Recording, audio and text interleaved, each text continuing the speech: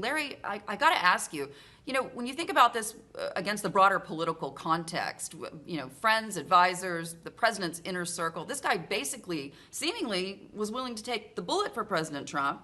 And it was a pretty ballsy move by a man who's got such poll numbers to go ahead and commute this sentence, wasn't it? I mean, especially before November 4th. Well, it surely was unprecedented. But with this president, unprecedented seems to be the norm. He, I think, counts on the fact that 2, 3, 4 days, most Americans are going to have moved on to the next shiny object that gets thrown out. But I think we need to remember, as Mueller pointed out, that this is a man who was convicted of 7 felonies. He was convicted of witness tampering. He was convicted of lying to Congress. And the judge, when sentencing him, said he was lying to cover up for the activities of the president. And we had Stone himself talking to Howard Feynman the day he got the commutation, suggesting that he was being rewarded for that behavior, or for not narking out the president. So, Larry, I wanted to jump straight into the election question. Do you think Trump can win on November 4th, or do you think that his handling of the pandemic and America's racial divide is going to cost him among those moderate Republicans, independent voters, undecided voters, and perhaps even his base?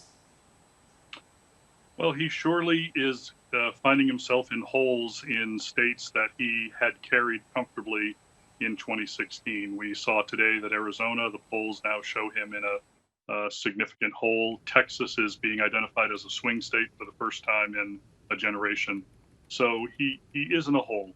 But we still have 112, 113 days until the election. A lot can happen. If the economy is able to make some sense of recovery, he may win some votes from people who like what he has done with the economy pre-pandemic. But I would have to agree, the odds right now are stacked against him. Larry, when you think about this with regards to not just the election, but a little further down the pike, we're talking about friends and allies of the president. And, even if he isn't elected on November 4th, we could see before the new administration would come in January, frankly, more pardons. Do you see anything that gives you cause for pause to say the same?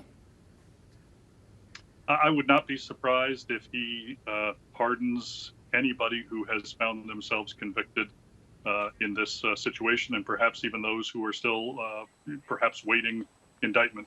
The other thing I think is important to note is that the president, by taking this action, he's signaling to everybody who's working on his reelection campaign that it's okay to do that kind of activity because he's going to have their back. And he's signaling to the Russians that nobody's paying a price for that kind of intrusion into our democratic process. I think that is something that we need to be keeping our eyes on, and is something that people should find disturbing as they get ready to head to the polls. Well, Larry, I wanted to draw on your intelligence experience and follow up on that, because it has now been confirmed that President Trump targeted Russian operatives in a cyber attack against the Russian Internet Research Agency. This was seen as more of a symbolic attack rather than one that was going to bring about meaningful deterrence. But what's your view on this? And in particular, how would you characterize America's capability today to protect the 2020 elections from foreign interference? Well, I would say we're in a better place than we were in 2016. Awareness has been raised. But as awareness has been raised, not all the efforts have been taken in the different states to protect the elections against intrusions. The cyber attack against in 2018 was against the Internet Research Agency. It allegedly took them down in the days before the election and in the several days after the election to minimize the amount of propaganda that could either influence the votes or could have question the credibility of the votes after the fact. But these kinds of cyber attacks, it's like the whack-a-mole game. You whack the mole here and he's going to go down, but he's going to pop up over on the other side. So not 100% effective, but better than nothing. Just going back to the election, if we see a significant economic recovery in the United States by the end of the year, come November, does that change the narrative at all?